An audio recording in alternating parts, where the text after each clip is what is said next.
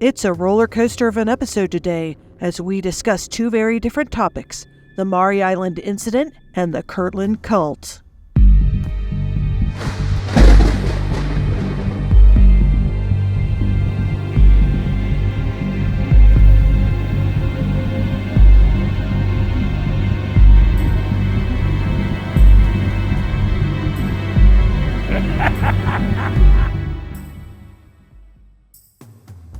Hello, everyone, and welcome to another amazing episode of the Hometown Haunts podcast. I am your host, Kat Cloco, and along with me on this exploration into the unknown are my friends Jen and Christina.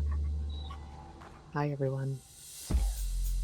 Let's see. You can stay up to date with our show by following us at Cincy Cabinet of Curiosities. That's CINCY Cabinet of Curiosities on Instagram, and join our Facebook group Hometown Haunts.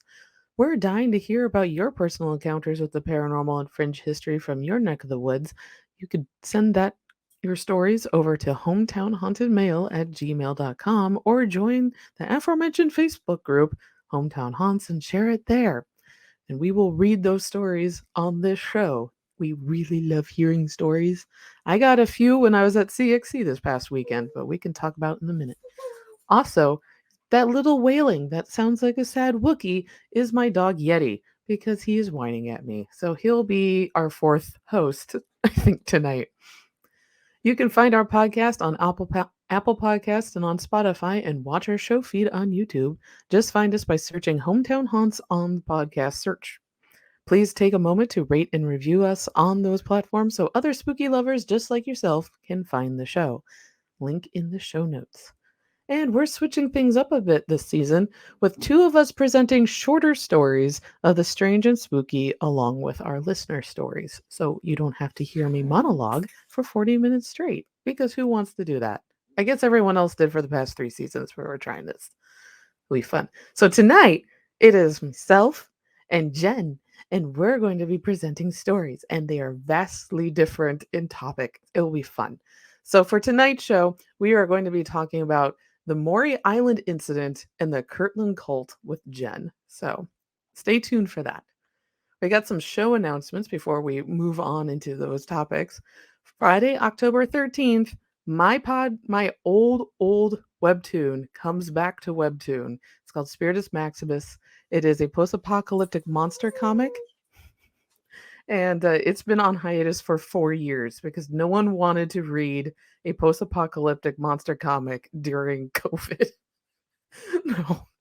So, the readership died very quickly once all that was going on. So I put it on hiatus. So it comes back Friday, October 13th. You can read it for free on Webtoon. Also on October 14th from 6:30 to 8 p.m., there is a Ghost Stories event and Haunted Walk with Christina and Jen at the Washington Circleville Parks District at the Kennard Nature Nook. And we'll have more information up on our on the show notes and also online, but there are a few spots left that people can sign up for. So it will be fun. I have also been helping with getting the stories together. So everyone needs to cheer Jen on. Yay, Jen! Yay, Jen! Yay, Christina! Christina, you're doing live art during Jen's stories, and then you're telling some stories as well. Yes, true. Yes, I am, and I'm excited. It should be fun. Yes. Yes. And it will be fun. There will be dramatic interpretations of the stories. Are you going to do interpretive dance? Maybe. Absolutely not. I mean, you never know when interpretive dance will break out. Anything's possible. Somebody do interpretive dance with ribbon dancing of like some ghost story. I'll be very stiff, standing up there, not looking at anybody. Public speaking is not my favorite. I'm excited because some of the stories, like about Victoria Theater and that sort of thing, I mean, I didn't know that was haunted, so I'm excited. Yeah, I did add some new stories that are ghost stories that I found thanks to our friend James Willis, a haunted history author and author of Weird Ohio, plus so many others, gave me some tips of places. And speaking of other live events where people can listen to us speak, October 28th at the Lane Library, and was it Fairfield, just outside of Cincinnati, we are doing a Hometown Haunts live, and I will be the big giant head being broadcast behind Christina and Jen. So it'll be all three of us. It'll just be like a Yay! live taping of this podcast. That'll be really exciting. Yeah. It's a nice way to sit, and I'm not promising anything, but we might have some costume bits. I like that. An interpretive dance. We might be in our witchiest looks. Yay. Yeah, that will be I really have to fun. dress up now. I'll dress up. We need to be the Sanderson sisters. Oh, that'd be Yes. fun. That's what we'll need to be. Come And on, also, come on. our last event to announce is in 2024 on March 2nd. There is the second annual Frogman Festival in Loveland, Ohio, and we will be there. So, yay! That will be a fun event. It Yay. was wonderful meeting so many listeners last year that came by the table and went, "Hey, I listened to this podcast, and wow, you sound exactly like you do on the podcast." And then also, wow, That's Kat, good. you're way shorter than I thought you were. So that was wonderful. But that is my heater kicking on. Huh. Well, it's At any probably rate, colder there. we've got so many random sounds. I'm sorry, everyone. So yeah, Frogman Festival is going to be at the Oasis Conference Center in Loveland, Ohio. You can find more information at frogmanfestival.org. So we had a lot of fun with that. And then a fun announcement is congratulations to the Hopewell Ceremonial Earthworks on becoming a UNESCO World Heritage Site. The United Nations Educational, Scientific, and Cultural Organization gives the designation to places deemed of universal importance and value to humankind. In Ohio, that has been placed on the Hopewell Ceremonial Earthworks, such as Fort Ancient in the southwest community of Oregana and the Hopewell Cultural National Historical Park in Chillicothe, which are two great locations. Christina, if you've not sketched there, please go do that and go say hello to the East Oklahoma Cherokee Nation who actually run those places. They are part of the earthwork network of 8 sites that span the state of Ohio, and there are some earthworks that are outside of Ohio. A weird connection to this, Chewy was designated a United States Park Ranger at the Hopewell Cultural National Historic Park in 2021. Yes, I have photos. I was very proud of the fact that he had been to enough national forests and parks that they gave him his own patch. And I actually have it right here. So That's I haven't really sewn it cool. onto his vest yet, but yeah, Oh, that's it's so cute. each one of them's a different design, and yeah, it's a Bark Ranger Oh, because Love he's a it. good ambassador for dog kind at all the national parks. So Aw. I'm definitely interested in sketching there. I'll have to check it out. I know there's certain, Native American sites where they don't like you to sketch there in honor of, their mhm. history. So I'll have to look into that and see. For example, like when we go to Taos, like Taos Pueblo, it's okay if you sketch there. They don't like you to post pictures, and they don't like you to like post pictures of it, which is interesting, to preserve their culture and That keep it makes theirs. sense. Yeah. So yeah, double check, I guess, before you go. And then Mhm. also, fun You fact, definitely will. Oregonia, just a little bit away from Fort Ancient, there is a haunted covered bridge. Oh, So that one will be that I've been there. It is actually not exactly the safest place to get out of your car and walk around, but it does have a haunted, spooky ghost story associated with it, and it's one of the older covered bridges in the area. So is it a crying bridge or? I think it is one of the crying bridges that James has been researching. So it's a little out of the way, but if you're going to Fort Ancient, you are definitely going out of the way anyway. So Definitely. So sketch the bridge and visit catch the bridge and enjoy Fort Ancient. Exactly. That sounds like the perfect way to spend the day. Yes. So on to tonight's first topic, the Maury Island Incident. Have you ever heard of the Maury Island Incident? No. Nope. I had heard about it only in passing when reading about Roswell and any of the other UFO experiences that people had. And I never really read that deeply into this particular incident, which turns out to be the first modern UFO sighting. in U.S. history. So let's sit back. Wow. There is a trigger warning for pet death. It is, I will not go deep into it, but pets do die in this. And a lot of surprising deaths associated with this incident. So I will note for all of our listeners that this one is between this story and the cult story following. Listener discretion advised. Make sure the littlest ears are not listening. So, okay. Sources for this article are Southside.com, Wikipedia, UFO Hunters Season 1, Episode 1, the Maury Island Alien Encounter, the Vashon Maury Island Beachcomber newspaper, and KIRO7 in Seattle. On Seattle's south side lies the town of Des Moines, or Des Moines, Washington, where 1 week before the infamous Roswell UFO was sighted, 2 men had their own encounter with something out of this world. Tonight, I am talking about the 1947 Maury Island Incident in Washington's Puget Sound, the case that sparked the worldwide UFO craze. It is the early morning of June 21st, 1947, when Harold Dahl, his son Charles, and Sparky the family dog pick up 2 crewmen on the docks of Tacoma, Washington, and head out towards Maury Island on the North Queen, Harold's boat, to pick up logs. Why are they picking up logs? Well, Dahl and his boss, Fred Chrisman, were contract workers with the port of Tacoma to round out up logs that had broken loose from log rafts going to lumber plants in Tacoma. So, never really thought about that being a job until I moved out here. And yes, that is a thing that people do. Not like the way they do it back then, though. So, as they make their way through the waves around 2 p.m., Harold notices 6 huge flying discs in the sky 100 feet across, hollow-shaped like donuts. One of these discs looks like it is falling, and then there is an explosion, and all sorts of molten hot debris described as slag falls from the sky. It basically goes all over their boat into the ocean and is just it basically coming out of the center of the donut.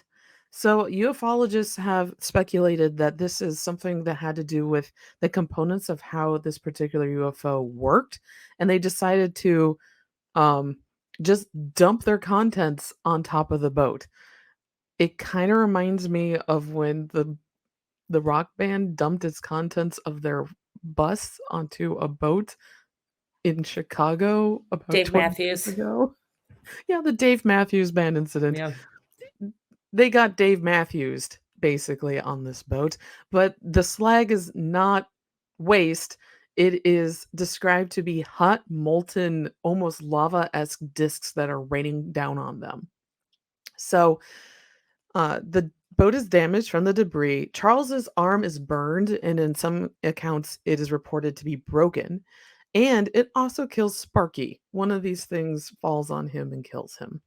The incident scares the men so much that Harold runs the North Queen aground on the closest island or bit of land, which is Maury Island, located 7 miles north of Tacoma, and the group takes cover under the cliffs until the UFOs disappear. And it looks like, by their account, the UFO that was having trouble, like basically engine troubles, managed to, after dumping all the slag into the Puget Sound, regains flight and takes off with the rest of the UFO donuts. While at home the next day, the dolls are confronted by the men in black. The men in black, who had arrived in a brand new black Buick, stated that they knew what Harold and Charles had witnessed the day before and warned them not to speak of what they had witnessed or bad things would happen. Harold's account is the first modern reference of the men in black encounter. Fred Chrisman investigated Dahl's story after hearing it, which had become talk of Tacoma after they had reached the port the previous day. Chrisman would later report finding more debris around Maury Island and have seen a UFO in the sky around the same area. On June 24th, 1947, private pilot Kenneth Arnold, excuse you, Mickey, claims to have witnessed a string of 9 shiny UFOs flying past Mount Rainier at speeds over 1,200 miles per hour, or 1,932 kilometers per hour. Because Arnold was an experienced pilot and a credible businessman, his report gained nationwide notoriety and led to the press coining the term flying saucer to describe the UFOs witnessed by him. Just 10 days after Arnold's report, his co-pilot, Captain E.J. Smith, along with a stewardess, reported witnessing UFOs in the Pacific Northwest. After Arnold's story became a sensation, let's try that one again. After Arnold's story became a sensation, he was contacted by Raymond A. Palmer, the editor of the science fiction magazine Amazing Stories. Palmer told Arnold of Dahl's encounters a few days earlier, and Palmer requested Arnold to go investigate the Dahl encounter on July 28th. Palmer then wired Arnold $200 to fund the investigation. Any guesses on how much $200 is in today's money? It's $2,700 in today's money. So they really wanted this story and were willing to pay for like the room and board for Arnold to research this. Who had jurisdiction over the investigating the saucer sighting became competition between the director of the FBI, J. Edgar Hoover, and the U.S. Air Force, which was just brand new. The U.S. Air Force had just been formed in 1947, and it was tasked with investigating reports of UFOs with Project Sign, the precursor to Project Blue Book. It was unknown if it was the Soviets spying on the United States or something more extraterrestrial. The Army, or in this case the U.S. Air Force, assigned 2 military intelligence officers to investigate the incident, and they were Captain William Davidson and Lieutenant Frank Brown of the 4th Air Force, Hamilton Field in California. On July 31st, 1947, the 2 intelligence officers flew to McCord Field in Tacoma in an Army surplus B-52 bomber. It was a Mitchell model. Captain Davidson and Lieutenant Brown interview Harold and take samples of the slag and record it in a manifest as top secret, then load it onto their cargo hold for the plane. An hour into their flight, in the early hours of August 1st, their plane exploded to an onboard fire centered at where the slag had been stored. Both Captain Davidson and Lieutenant Brown are killed when their plane crashes outside of Kelso, Washington, on their way back to California. And according to the season of UFO Hunters, 2 people managed to parachute out of that plane, which is why we have the story of how the fire on board happened. The next day, 3 leaked telephone calls made from McCord claimed that the plane was carrying UFO material and had been intentionally shot down to hide the evidence. The leaked calls caused a media uproar and spawned the claims that the government was hiding the truth about UFOs in a cover-up from the public. The story changes at this point. The FBI became involved in investigating both Chrisman and Dahl's reports of the UFOs, decided that that was a hoax. Dahl was recorded saying, if questioned by authorities, he was going to say it was a hoax because he did not want any further trouble over the matter. However, Dahl, now worried about more bad stuff happening to him, threatened to him by the Men in Black, retracts his entire story, not just because of the FBI got involved, and says it was all a hoax. However, by the time the story has, even though he's retracting it and saying, no, I'm lying, I was just joshing with you all, the story had become way bigger than him, and it grows into popular science fiction and fanning the flames of the flying saucer craze of the 1950s. The terms flying saucer and flying disc and Men in Black are all coined and created with this incident alone, forever changing the world of science fiction. Without the Maury Island incident, we wouldn't have the Men in Black series, X-Files, Twin Peaks, or maybe even Star Trek. In 2023, it was revealed that Washington State has the second highest amount of UFO reports in the United States, only behind Vermont. I had no idea that I have moved to such a spectacularly active extraterrestrial state. I always thought it was New Mexico. And with that, that is my very brief story of the Maury Island incident. Okay, now I'm not going to come visit you. Thank you. you make it. While you've been talking, I've been enjoying all the really bad artwork that people have done of this incident. Yeah, it is. I didn't realize it had so much impact culturally, which is one reason why I wanted to talk about it. Not just because it's in Washington, but because we just haven't talked about UFOs too often on this. Mm-hmm. And I think the only other time was the Norwood incident from 49. And yeah, just as a cultural impact, I had no idea that Men in Black were not a reported thing beforehand. Like, Wow. and the description of them is the one that you see basically in the Men in Black franchise for the comics and the movie, where Uh-huh. it's men dressed in crisp black suits with black ties, white shirts, and then carrying the black briefcases and the black Buick and all that. That comes from Harold Dahl's encounter in Wow. 1947.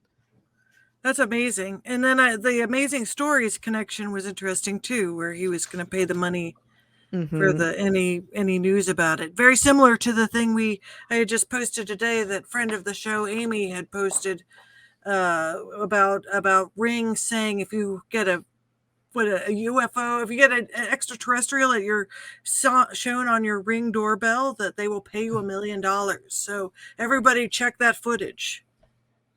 Oh, yeah. And I That think could you need to get a Ring doorbell. Do you have one, Kat? I Oh, think you yeah. need one now. I've had one for many years. We have it set up here. Um, right now, it's only caught a curious raccoon and a squirrel. But yeah, Any I was owls? actually hoping I'd see Sasquatch first, but Uh, yeah, Can you put trail cameras up too I in your could. It would trees? just take photos of the dogs, though. Uh, well, you're kind of in an interesting location. I could picture it being a hive of activity. mhm. Yeah, I will be honest. At night, I do from my studio. What I have right behind this camera is a gigantic window, and I can see the sky just beyond it. And I do when I'm working really late at night. I look up at it and go, "There has to be a UFO up there that I can't see." I just there has to be one. Is or when I'm outside with the dogs at night doing the last potty run, I just look up at the sky and I'm like, yeah, it's dark enough. I'm far away. I say that I'm in Seattle, but I'm actually not. I'm far enough away that it Seattle's light doesn't get to this house, and I can see the stars really well. Awesome. And still have not seen Starlink though. Still Interesting. have not. But I guess now the term is UAPs. They're trying to Yes, rebrand. So I had made a little disclaimer note saying, yes, I know it is now unidentified aerial phenomena. We've used that before for the Norwood incident as well. It's just 1949, 49 in that case, 47 here. They used UFO and flying saucer, and these were brand new terms, and they were using them liberally everywhere. So it's gonna be hard to shake that branding. it is very hard. That is very good branding. So I know for all of the UFO enthusiasts out there, I know I just did a bare bones version of this entire thing, and you're probably shouting at me like a ghost, like, "Ah, no!" But I, if you're interested in this, there's more information. So, Mm-hmm. all right, Mhm. I am Yeah. interested to hear about Jen's cult story because cults are not something I am very familiar with. I not until recently did I start, like within the last couple year or two, going down that rabbit hole, and I try to watch as many as possible because it's just something I don't know, just like with the murder stories, I just want to understand, and can never truly understand what makes people do what they do.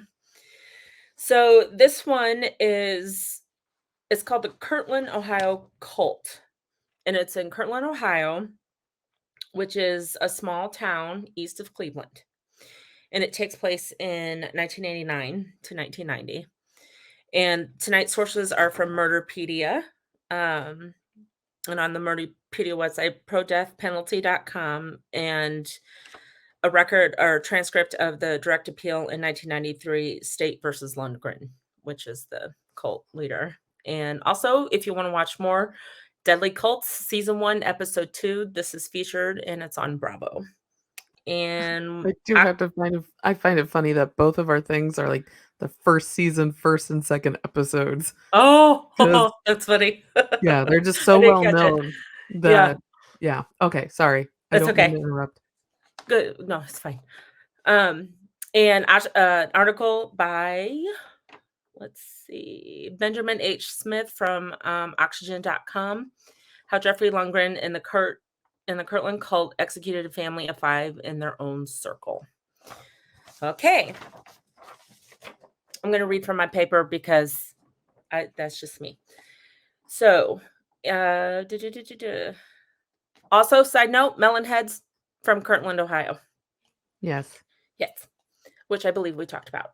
Yes. So, Jeffrey Lundgren, born March 30th, 1950, he was raised in the Reorganized Church of Jesus Christ of Latter-day Saints, RLDS.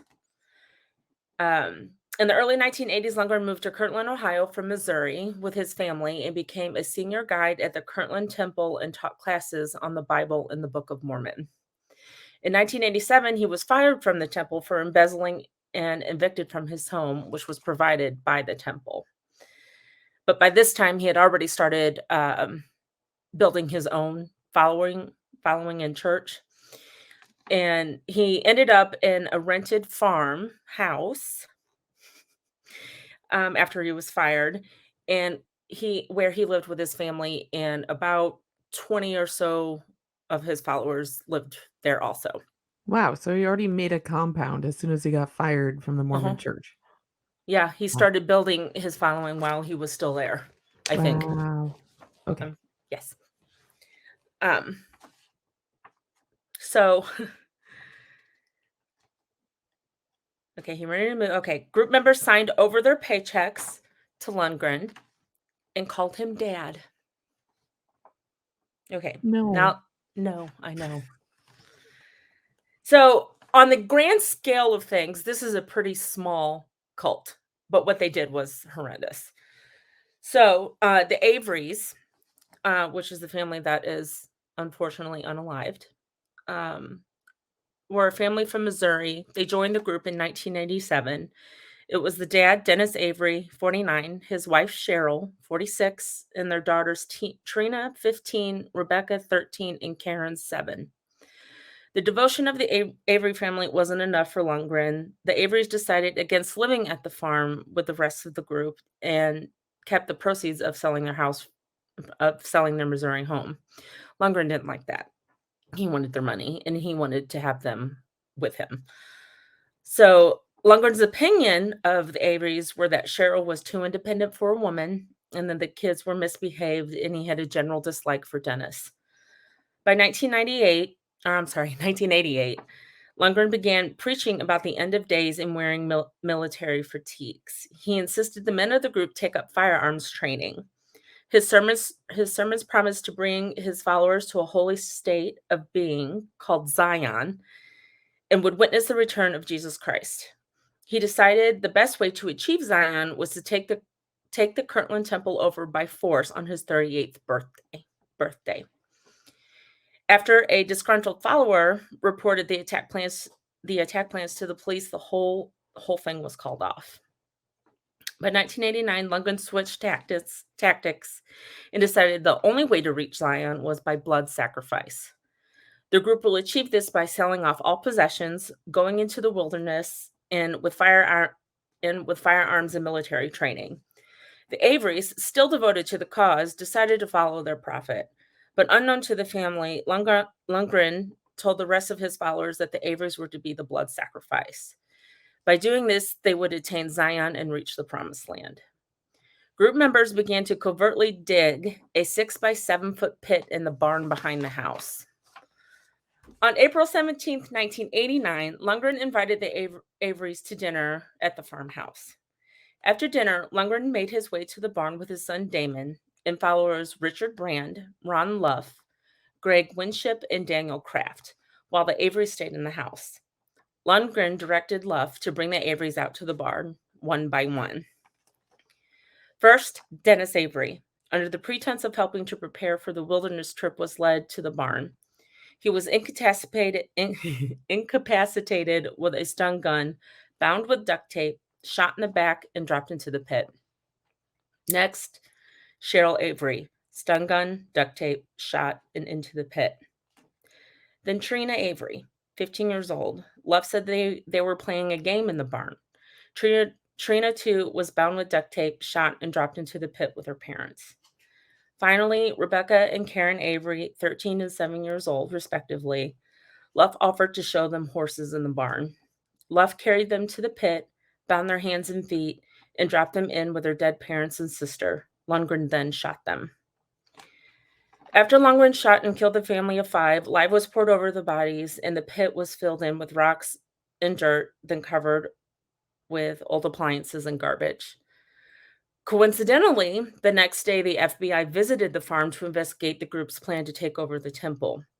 They didn't find the pit, though, and they had no idea this had just happened.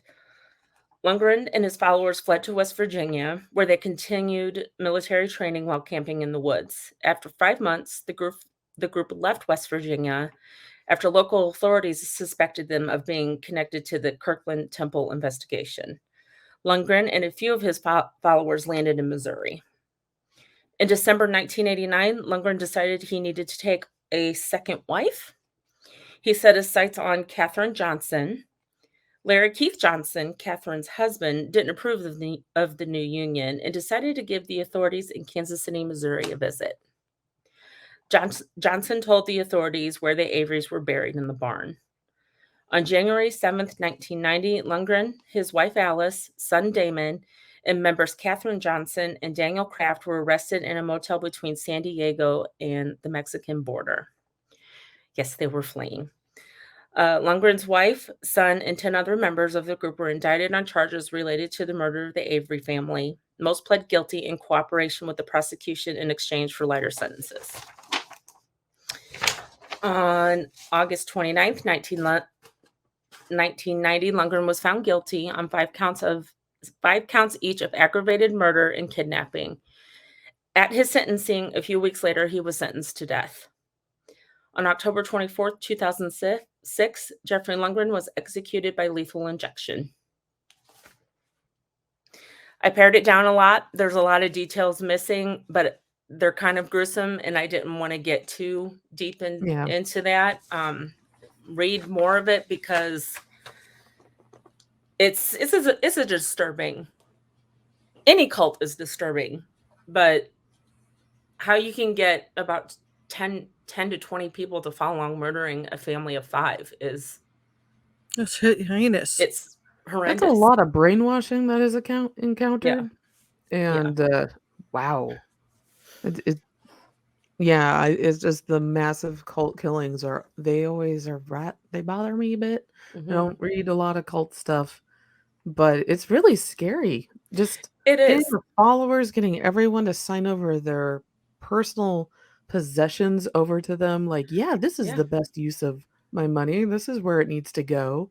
Mhm. And then whenever people get into the end of days talk, it's just like, no, Yeah, I don't, because they say it can happen to anybody. Mm-hmm. I like to think it wouldn't happen to me, but who knows? Even like with the Nexium cult that happened recently, that all started with, bettering yourself and going through these classes to be a better person. And so it's a slippery slope. And I think like in the 70s, it was all very religion based, and people were still looking for that spiritual connection to the world, whether it was God or nature or space, aliens. They were looking for deeper meaning, and these leaders just got under their skin and convinced them. And by the time they may have realized what was going on, it, like with Jonestown, it was too late for them to get out. They were basically held prisoner. But then cults like Heaven's Gate, they fully believed in what they were doing. And that Heaven's Gate is super sad. That one's super sad to me. Yeah, I remember that one on the news. That was That Yeah. and Waco were the first Mhm. 2 cults that I remember entering the zeitgeist into, and Yeah. Waco was terrible because Terrible. you had all those families that Mhm. died, and then, Heaven's Gate was scary to a young cat because these were people that, were all dressing the same and, Mhm. decided to pass away during Halley's Comet when it passed by. Yeah. And, I remember seeing the video footage of everyone's feet and their shoes Mhm. peeking out from underneath the blankets. Yeah. So that haunts me. That was a You haunting image. If you watch any of the documentaries on Heaven's Gate, they do show video of some of the members saying, "Don't worry about us. We're happy. We're going to a better place. We wanna do this. This is what we're here to do, and don't worry about us. We're happy." Mhm. And you just can't I mean, they didn't suffer in That their is true. minds, Right. so I mean, I don't know. I don't know, I and, feel like bad for all the families who yeah. have had members go into cults. The deprogramming for cults is very tricky, Mhm. and psychiatrists and psychologists are still trying to find, ways for it to be more effective Yeah. and, learning the signs and stuff like Yeah. that. But my heart goes out to all the family members who have lost people in cults, and Yeah. there are so many, and most of them are really small, and they don't usually get as scary with murderous intent as even the one that Yeah. you just brought up. But they still are super controlling. They keep Yeah. people from being able to see their families, and Mhm. it's always these really charismatic leaders. And I don't think he was, though. he must have been scary. There had to be a reason why 20 people Yeah, would follow this man. but not as like, he There's wasn't also a lot quite of programming getting from there, though. hmm? Like, he tried to take on his 2nd wife, and that didn't really work out. It No. just or maybe it would've eventually had it gotten further down the line, who knows? Maybe he not that I'm supporting polygamy here because I'm Right. not, No. but choosing another man's wife, somebody else's partner, to Mhm. be your new partner may not have been the wisest choice. Well, I Um, think he thought he had more control than he did. yeah, that could be. Yeah. That's all speculation at this point. This man has been Yes. dead for a while. Yes. But yeah, it's ooh, cults bother me. They're chilling in a very different way than ghost stories. Yeah. The one right now that really scares me, and I put off watching the Shiny Happy People documentary. Mhm. I watched it and I was just like, "Oh, oh no. Oh no. Oh, We're we're in for trouble with that one, I think." yes. I've seen that one firsthand. Mhm. And by the way, for all of us, our friends on YouTube that are watching this, there is a speck of dust that has been floating around my lens this entire episode. This place isn't haunted. I just didn't dust it. So I can see it as we're recording it dancing around. So I I don't think wanted I to can note that. see it. I'm No, not I seeing it haven't on seen it. this. I haven't seen it on the screen, so When you watch the playback, you will see this big old fluff just making little circles around, and I'm like, "I have to mention this because it's bothered me twice while recording." Yeah. Um, but getting back to Shiny Happy People, that was a good yet disturbing documentary Yeah. because it let everyone in our cultural zeitgeist know about the hijinks that Christian evagelicals are up to in their Yeah. quiet little churches along Mhm. the little hills. Having been raised in one of them, I know what you guys were all up to, and I don't like it. Yeah, neither do I. Mhm. Neither do I. What I don't like is that there are members that have power over people, Mhm. and Oh, it I've really seen it those bothers me. preachers. I've listened to them. They're super charismatic, and a lot of politicians sound like those preachers. Yeah. And if you don't have a great sense of self and know something for me, it was, I really love the occult and dead things. in a really weird way. And that was actually how I got out of it, because I would sit there and go, I really love the dead. I love seeing how people react with the dead and mortuary stuff. All of that was very interesting to me, just death culture. And that interest was strong enough to lead me out of that. Yeah. Otherwise, I would be still in Indiana there. Yeah. And it's the preachers can be very, very convincing. I went on a date with a 30-year-old man when I was 18, Ah, Oh and I was God. told that I was picked by him because Ew. I was mature for all the other girls, No. and it took me a very long time and for me to realize that no, it wasn't because I was mature thinking, it was because I was over 18 and legal, and he wasn't willing to go younger than that. And the fact that I was picked for him, and Yeah. no, it was gross. It was super gross. I picked an Indian restaurant because I really loved Indian food, and he was very bothered by the fact that I chose Indian because they did yoga in India. And I'm like, but Oh, God yoga's forbid. fine. And he had a lot of problems with it. I'm like, Oh, sir, Kat. we're not going to get along. So So, to get on my soapbox about the age difference thing, and mm, again, listening from the true crime, you kind of learn about the red flags.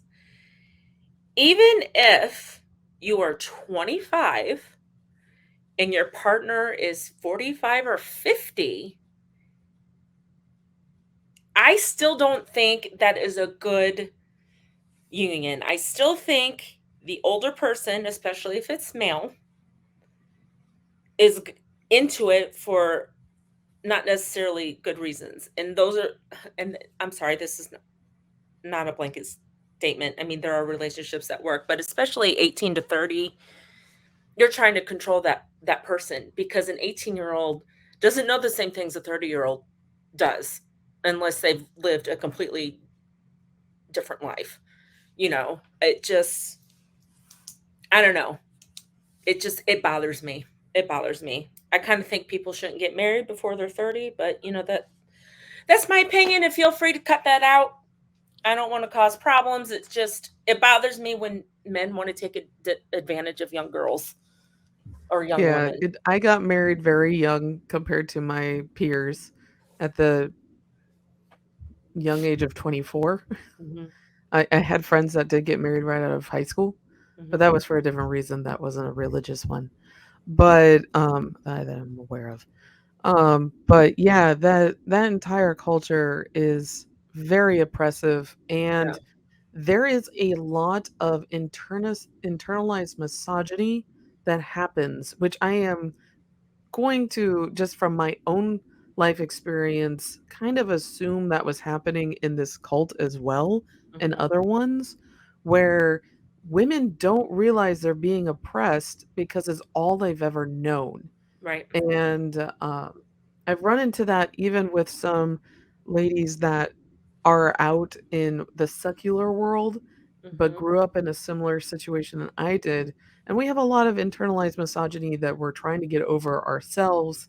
The structured, like the feeling that I have to make sure that the house is cleaned up and dinner's on the table in time for Mike to get home. And Mike has stopped me before and said, I don't care. It doesn't need to be ready when I get home. I can make it when I get home. Good You don't man. have to be the one doing it all. And that Aw. was a mind blowing point of view for Yeah. me when we got married, where I wasn't responsible for everything. It was a team effort. And that was just very new and actually took a lot of stress and anxiety off, which was good.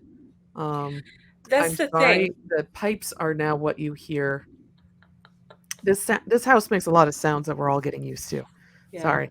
Um, but if you hear "get out," if anyone hears that, let us know. Yes, please. yeah. The warning for our listeners: there is little dude that does walk around here, and you will sometimes hear it, and he does sound like a ghostly child. Aw, So he's a real one. yeah, but Hi, Clover. yeah, Yeah, sorry. it just, I know. I just watched a documentary on Lorena Bobbitt, and I had not really known the full story. I mean, that happened when I was a teenager. I didn't really pay attention to it then. But again, young woman, young man, they get married real early. He ends up being abusive, and she ends up doing what she did.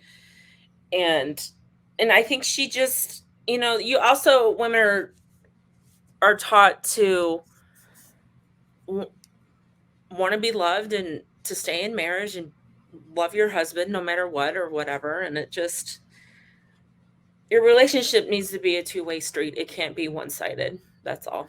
Oh yeah. And Yeah. definitely marriage is not the end game. No. Mm-mm. Marriage is not the end game. That is one that I heard a lot. Yeah. And no, like the amount of debt people went into for their weddings Mm-hmm. that I know, it was just like it's a party that you did after saying some words to one another and signing a piece of paper. Right. You don't need to be going 50, 60, $100,000 in debt for this party. No. You don't need to be. I mean, it's one And thing if you have and it, but if you don't, no. yeah, I mean, fun party. Like yeah, and if that's what you want to do, guess what? You can do that. But I know a lot of people who went to just school just to find, we jokingly call them MRS degrees. I don't know if, yeah. I've heard it. Yeah. Yep. And that's because that's what they were told to do. Yeah. Not actually get serious degrees, not try to seriously change the world in any way, just find a husband. That's fine. And hey, look, if that is your goal and that'll make your life happy, by all means. If it's for you, it's for you. But don't do it just because Somebody told you to. somebody told you to. Yeah. You know, what do I know? I'm single. Well, you didn't listen Now to take any it of with a those grain of salt, pastors, people. so that's fine. It's Huh? just you didn't listen to all those ministers and preachers, which is No. fine. You know, though, I still have, my grandma taught me a lot about Christianity and Catholicism when I was growing up, and that still sticks with me. And, my mom was raised in that, and she switched to Buddhism, so that sticks with me too. And, but that is the scope of my experience. I was never forced to go to church. I wasn't even forced to make my bed every day. My mom was just like, if I asked her about it when I was a kid, I'm like, should I go to church? Because my grandma was telling me you need to go to church, and I would go to church with grandma. And do you want to go to church? Well, I don't know. Well, if you want to, you go. That was it. Wow. Yeah. Yeah, the first time I didn't go to church was when I moved to Japan. Oh, Because wow. they don't, in Shintoism and Buddhism, you don't have scheduled weekly visits. You don't need to do that. Like Yeah. the monks will be like, "Why?" Actually, I did have one say, "Why?" You need to, it's in your heart. You don't need to come to the physical location to do this. Like there's special days, yes, but you don't have to come. That was mind-blowing. The idea that I did not have to go. And it Yeah. was very liberating going, I don't have to go. It doesn't have to do with the place. It has to do with the people Yeah. and your internal thoughts, not the external ones. That was just crazy to Mhm. me, and a big learning experience. And thank you, random Buddhist monk who I can't remember what the temple name was, but it was very nice in explaining that to me. It's just like, here we don't believe that, and you don't have to do that. I'm like, wow, this is great. I get my Sundays back. Yeah, exactly. Never had to worry about that again. Oh, yeah. So, yeah, That's this has always a been, relief. everyone's learned a little bit more about all of us today Yeah. in unexpected ways. Hey, look, That's So, true. I just am trying my best to get through every day. mhm. I think everybody is. I've also, growing up in the 80s and 90s, within these past 5 years, have realized my own internal misogyny, Mhm. and I've been going back and watching old shows. Like I just watched LA Law, Mm-hmm. and it the things that were funny then are the things that are not funny now. and the characters you loved then, you just want to strangle now. And I don't know, it just, I'm There's a glad lot of attitudes are questions. changing. yeah. Sorry, Christina. What? Oh, I said I'm glad attitudes are changing about that stuff. Oh yeah, it's Well- you can't watch old media in the same lens anymore. It's Well, and it even Murder changes. She Wrote. I know. Really. But I still love know. Murder, She Wrote. I Same. mean, Angela Lansbury is a goddess. Yeah. Yeah, she is a treasure, but the writers were not always, Mhm. and sometimes they're. Though, she was pretty open-minded for the time. She was. She I'm not was. blaming Angela Lansbury, but some of the guests that came on, Yeah. Mhm. and I'm not blaming them. It's the script they were working with. Yeah. But sometimes they were just like, really, you're going to just victim blame immediately like that? Yeah. Like, Mhm. Yeah, things Yeah. are pretty judgmental. They Yeah. still did that in the 80s. And Yeah. she was amazing though. I mean, Murder She Wrote, she hired a lot of actors so that they could keep their health care, Yeah. which was really amazing. And she had many long established relationships in the industry. And I think her whole family worked on that show. Like her son directed, and Oh, wow. I think her husband worked on it. It was pretty Mhm. amazing. Yeah. Yeah. Yeah. I think that was always really neat that she did that for all the other actors so they can, Yeah. like you just See, said, you get. do the best with what you got, True, and true. I try to learn from the past and try Mhm. not to make the same mistakes. Mhm. Well, and one hopes that progress will be continued getting made, but of course there is a lot of very disturbing things right now of people fighting back. So hopefully those forces won't win. Mhm. I hope so too. Another thing with the Lorena Bobbitt thing, which is kind of women's rights groups took that opportunity to bring domestic violence to the social commentary and to just let people know about it. And they were hoping to get change made. And I'm like, nothing changed. Nothing changed, and it just makes me so sad. And even now after the Me Too movement, it is still it's changing slowly, but I don't know. I just want it to be now.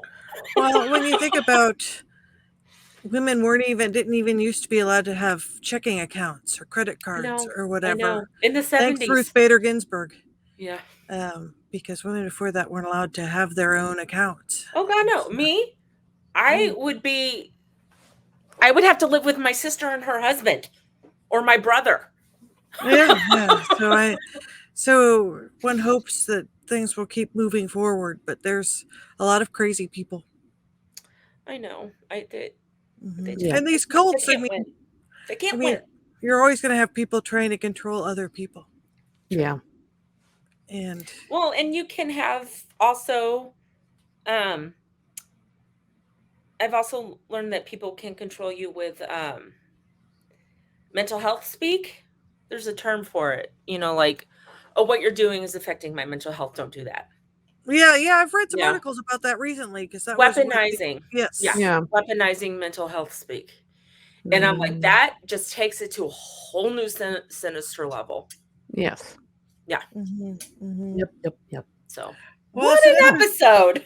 What? This has been quite a whiplash episode. Yes. I Which know. kind of reminds me for our listeners, if you have any paranormal ghost stories, UFO encounters that you'd like to share with us, please write them into hometownhauntedmail@gmail.com and we will read them with your permission on the episode. But also, if there's locations you would like us to look more into or stories that you would like us to look more into, like we had a listener request earlier this year for Ohio cults, which is one reason why Jen did this episode and highlighted this cult. Please email us at the same it's a really long hometown haunted mail. There we go. And just with your suggestions. And that just helps us create more stories and content that I know that you all want to listen to.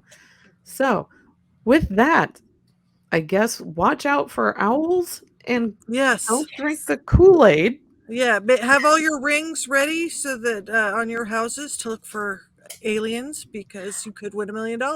I cannot wait to yeah. see I what told people Troy do we with need that. to get ours up again because we had an Arlo and it stopped working, so we're gonna get a new one that works with our Okay. Simply Safe. And I'm like, we have to get that up now.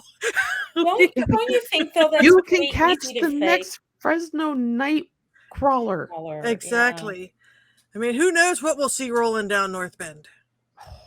Yeah. On that note, Anything. Could be Bigfoot.